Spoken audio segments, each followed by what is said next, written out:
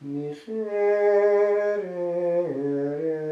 mihi Domine, quoni amate clamavi,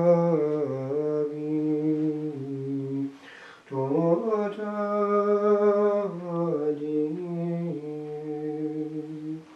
Quia tu Domine, suavis apicitis est, et copiosus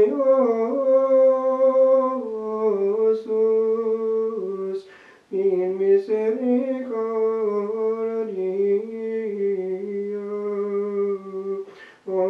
omnibus invocantibus te.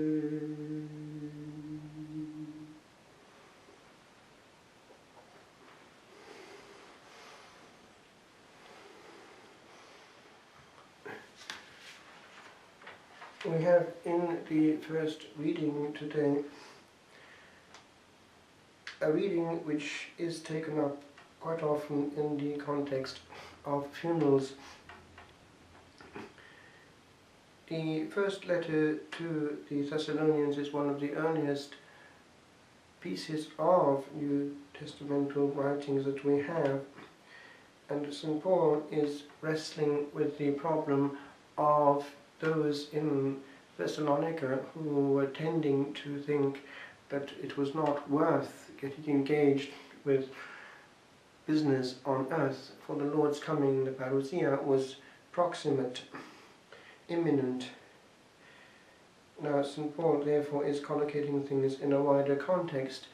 We are always ready to go, but we do well what we have to do nevertheless. There is also this element of urgency in another of his epistles, the first to the Corinthians, in which he collocates the issue of whether it is worth marrying or not in that wider optic of the return of the Lord, the brevity of our time. Now, there is an urgency in our existence, for whether it is tomorrow or the day after, or even this very day, that the Lord calls us, in terms of the map of eternity, it is proximate and brief. This then is the context of our being. To behave otherwise is to miss the point, and to look at the immediate lamppost without seeing the road on which we are travelling. When in France, in Célignac, which was the Carthusian monastery, now closed as, unfortunately, a Carthusian monastery, we used to go to the choir from our cells. We would pass the cloister garth, that is to say that these graves were there in the green area, in the quad, and therefore we could not avoid the issue every time we went to church. They were there, and a perpetual reminder of where we were going, processing. In fact, one day a novice with me muttered this remark, that as we go through our existence in the monastery, we start at that end, that is the novices, and then we go progressively up towards the other end of the choir. As he said in French, tant que les têtes tombent, until the heads roll. Next please, next please, next please, and one moved on in order of seniority to take the place of the fathers who were going on. But a death in a monastery of that nature is actually quite moving. There we are actually there, going towards one part of the cloister in the silent alleys of prayer, for in the cloister one does not talk. Indeed, the whole monastery orientates in any case towards the encounter with the Lord. But on the other side of this little book, which I wrote in those years, there is another one. It's this. it's precisely what we saw every time we crossed the threshold of our little cell, and there you can actually see these crosses, and if one looks carefully one notices that there is no name on the cross. These were as forgotten in death as they were in life. The fathers knew who was under each cross, but now, especially that the monastery is closed as a monastery, it's actually open as a retreat centre, but still it's no longer a Carthusian monastery as such. Now they are completely forgotten. For those who are going that way now have no idea who is under those crosses. But that burial, without eulogy, without clapping, without pomp and circumstance, indeed without a coffin, was quite moving. They would be lowered to that hole where their body, with which they had conquered eternity, was to receive the mortal remains, and one could see the soil being thrown over them, those faces that we had known and loved. But those eyes, closed, presumably were opening on a different vista, for their time had been well used.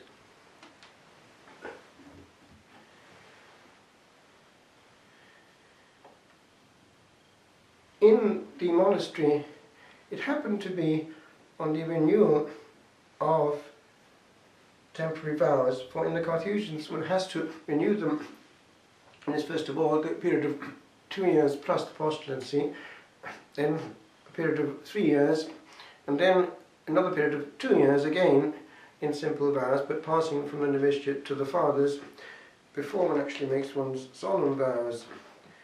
But it was that particular day of renewing them and going to the father's side, and it was the year 1982, the 25th of March, and I happened to notice that in this prayer this prayer book, which had been given by my mother, which had belonged to her own mother and grandmother, it's the Book of Common Prayer, I noticed that there is an entry on the 11th of October, and it says 82. That means 1882. That would have been her grandmother. It's quite clear, one can actually read. It's M.E. Lloyd, confirmed on the 11th of October 1882.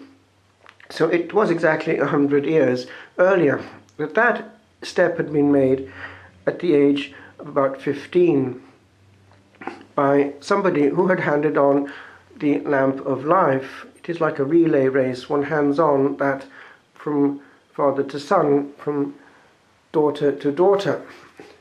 And it had come down to us. Of course, it had passed eventually through 2 world wars, and indeed Uncle Willie, that would be my grandfather's brother, did not return from the war. He was blown up by a grenade. He had it more or less in his face, we know that. But my grandfather was not taken into the military side of the war, into the Navy, because he had a defect in one eye and spent therefore time in Wrexham making munitions, but it got him through the war alive, and therefore we existed. In the same way in the Second World War, my father would have gone down to the Burma campaign. He was on the way there but got very ill with asthma. It got much worse, and he was recalled and worked for the army in Preston and so on. But those who did go down to the Burma campaign had a terrible, terrible time, and if they were caught they had a really rough time. So that is Providence at least keeping one line of the family alive. But in the case of a person who opts to give his life then to the Lord in the form of monastic life, of course it all stops there. And when one looks at the family tree, one sees it going on both sides, and then it stops in this particular part of the family tree. It's given to the Lord. Going back to the first epistle to the Corinthians, that in the optic of eternity it's not all important in that context, transmitting life, because it's all a question of what the Lord wants us to do with our brief existence on earth. is all under his dominion, and he has authority to ask for that sacrifice also. For marriage ultimately is in that optic of creating new angels. It's all in view of heaven, glory, and the beatific vision. So the Lord is author of all that and has the right to record it. That is to say, no, I want your virginity for me. Now, in that wider context, there was that story which I heard from the family. What actually happened on that side of the family is quite intriguing.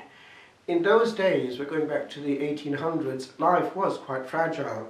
Many people died for things which now they could be saved from. TB was a great one, of course, tuberculosis, but there were others.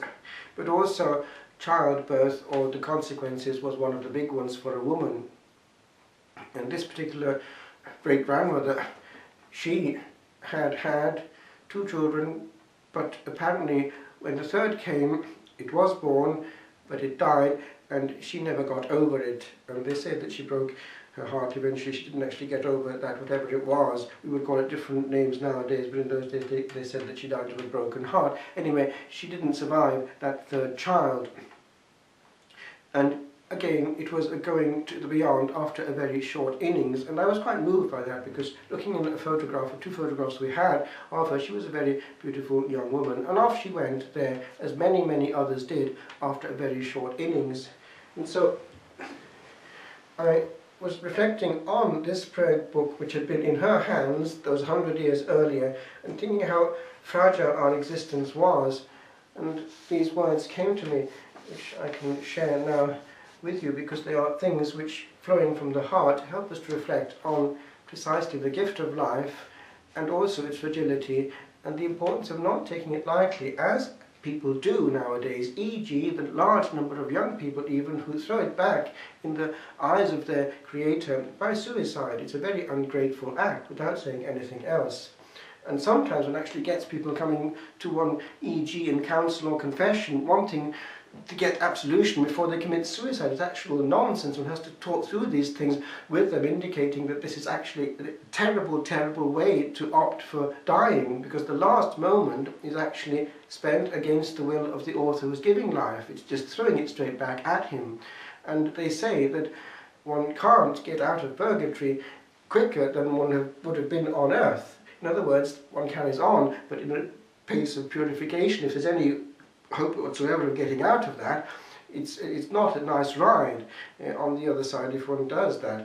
I mean, it can be made shorter or whatever by people who are actually helping out on this side, but many people actually do end up in the beyond and cop on straight away that they've made a mistake only 1 second after doing it, because that clarity of vision becomes total after there's no distraction. In other words, whatever the means of committing suicide, they do wake up and they are in a state of existence. And they can't do anything about the new state of existence that they've forced themselves into. So, of course, these things are never said, but it is the real issue, and they have to be at least thought about and be known about. Because I remember in school, we were quite surprised at the age of about 10 or so when we were told in school that actually suicide is a criminal act. Well, whatever the law says about it nowadays, it was something that we were given to understand, that it was the same as killing another person, killing ourselves, because God had given us life and only He had the right to take it away. So let's get this clear. It's not good to be beatifying people when they do this act, because it causes an awful lot of pain to those who are left on the other side, and it's not a heroic act at all. It's actually quite a cowardly act.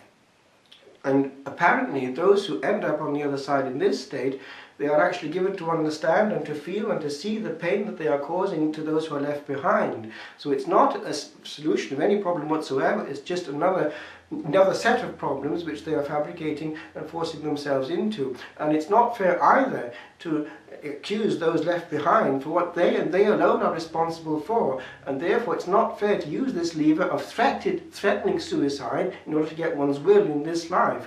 By the way, this is linked with the abortion debate. It's no harm at all, it's no argument whatsoever, this one there. It's something that one can negotiate and dialogue about. Often it's enough to have a good, clear chat with the person who's vaguely thinking of suicide, and if there's any responsibility whatsoever, it's on that level there of not picking up things and not listening. Because quite often things can be resolved by a good listening ear. So anyway, to get back to this, the prayer book. This night I sign a little book, here signed in this same year by one small hand 1 century ago, as it too took a pledge to journey on toward the land of which at sweet 15 it little thought, not knowing what strange motherhood did wait to turn the beauty that I saw to naught, and interrupt for air one pregnant fate. Fair eyes, I looked and looked and looked again into the distance into which these gazed. Plucked flower, thy tiny womb maintained the chain intact that for an hour extinction grazed. O little hand, thou'rt linked on this small page to one loose end that ends Eve's endless age.